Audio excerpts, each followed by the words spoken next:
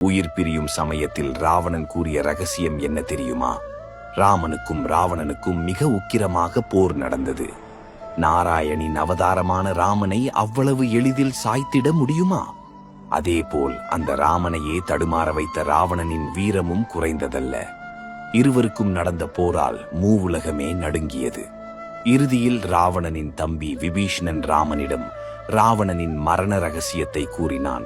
அதனால் ராமனின் அம்பு பட்டு வீழ்ந்தான் ராவணன்.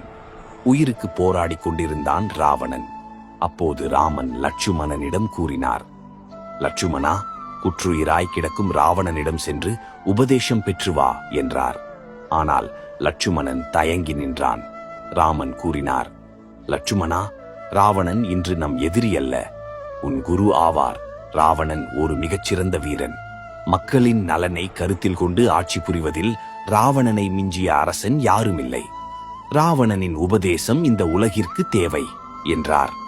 லட்சுமணன் மெதுவாக ராவணனின் அருகில் சென்று கூறினான், லங்கேஸ்வரா, உன்னுடைய ஞானம் உன்னுடன் அழிந்துவிடக் கூடாது. ஆகையால் தயவு செய்து உன் உபதேசத்தை கூறு என்று வேண்டினான். ராவணன் கூறினார், லட்சுமணா, நான் கூறுவதை கவனமாக கேள்.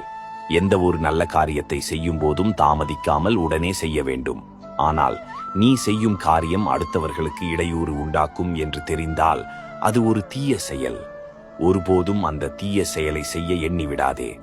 லட்சுமணா, எந்த அரசன் தன் மண்ணிற்காகவும் மக்களுக்காகவும் வாழ்கின்றானோ அவனை இந்த உலகமே திரண்டு வந்தாலும் வெல்ல முடியாது. நான் என் மண்ணிற்கு சேவை செய்ய எண்ணிய போது தோல்வியே கண்டதில்லை. ஆனால் இன்று என் மண்ணையும் மக்களையும் மறந்து என் ஆசைக்கு முக்கியத்துவம் கொடுத்ததால் அனைத்தையும் இழந்து தோல்வியை கண்டேன். லட்சுமணா, நன்றாக கேள். ஒருபோதும் உன் பலவீனத்தை உன் நண்பர்களிடமும் உறவினர்களிடமும் கூறிவிடாதே. சூழ்நிலை வரும்போது அவர்களாலே நாம் அழிந்து விடுவோம். இந்த உபதேசங்களை கூறி தன் மரணத்தை ஏற்று உயிர் நீத்தார் ராவணன். அதை கண்ட ராமன் மற்றும் லட்சுமணனின் கண்களில் கண்ணீர் வடிந்தது.